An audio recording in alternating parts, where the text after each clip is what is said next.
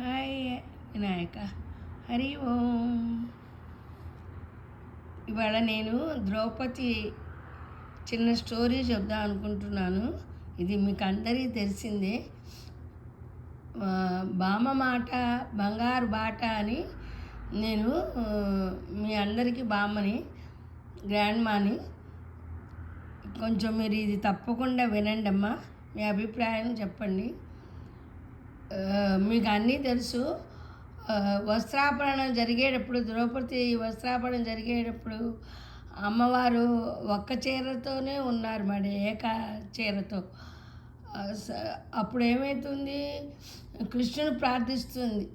తన ప్రయత్నాలన్నీ చేసి రెండు చేతులు గుండెకి అదుముకొని అన్నీ చేసి ఇంకా తన వల్ల కానప్పుడు రెండు చేతులు పైకెత్తి ఏ కృష్ణ అని పిలుస్తుంది. ఏక చీరతో ఉన్నాను, నా మానభంగాలు నువ్వే రక్షించాలి, ఏ కృష్ణ అంటుంది. అప్పుడు కృష్ణుడు వింటాడు. విని ద్రౌపదిని రక్షించాలనుకుంటాడు. వాళ్ళ మేనమామ, అదే మేనత్త కోడలే కదా, అయినా సరే ఏమైనా చేసిందా ద్రౌపది పూర్వజన్మలో కానీ ఈ జన్మలో కానీ అనుకుంటూ ఆలోచిస్తే ఓసారి ఏమవుతుంది, అప్పుడు పూర్వకాలం బిందెలు తీసుకొని కొండలు తీసుకొని నదులకు వెళ్ళి స్నానాలు చేస్తారు కదా, కుండలో నీళ్ళు తీసుకొస్తారు కదా, అలాగే ద్రౌపది కూడా నీళ్ళకి వెళ్తే అక్కడ మునులందరూ స్నానాలు చేస్తున్నారు. ఆడవాళ్ళు రాగానే మునులందరూ స్నానాలు అయిపోయాక వచ్చేస్తారు. ఒక ముని మనకు అక్కడే ఉన్నారు. ఏంటా ఈ ముని ఇంకా రావటం లేదు అనుకుంటుంది ద్రౌపది. అనుకున్న తర్వాత ఓహో అని చెప్పి థింక్ చేసి తన పవిడ కొంగులో కొంచెం ముక్క చింపి నీళ్ళల్లో పడేస్తుంది. అప్పుడు అది తీసుకొని ముని గోచి పెట్టుకొని వచ్చేస్తారు. ఇద్దరు గోచి పెట్టుకొని స్నానాలు చేసేవారు కదా. అది కృష్ణుడు గ్రహించి ఎన్నో చీరలు ఇచ్చి ద్రౌపది మానభంగం కలగకుండా రక్షించారు స్వామి. ఈ కథ వల్ల మీకేం తెలుస్తున్నది? మీకు అన్నీ తెలుసు, ఇంకోసారి గుర్తు చేస్తున్నా అంతే.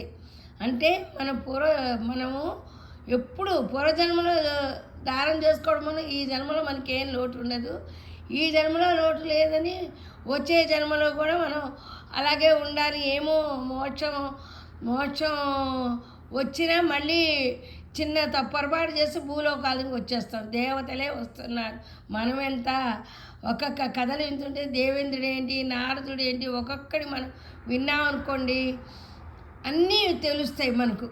ఒక్కొక్క స్టోరీలు గురువులు స్టోరీలుగా ఎవరివి చదివినా కూడా మనకు తెలుస్తాయి. మహర్షి అయ్యాడంటే ఎన్ని వేల సంవత్సరాలు చేస్తే మహర్షి అయ్యారు.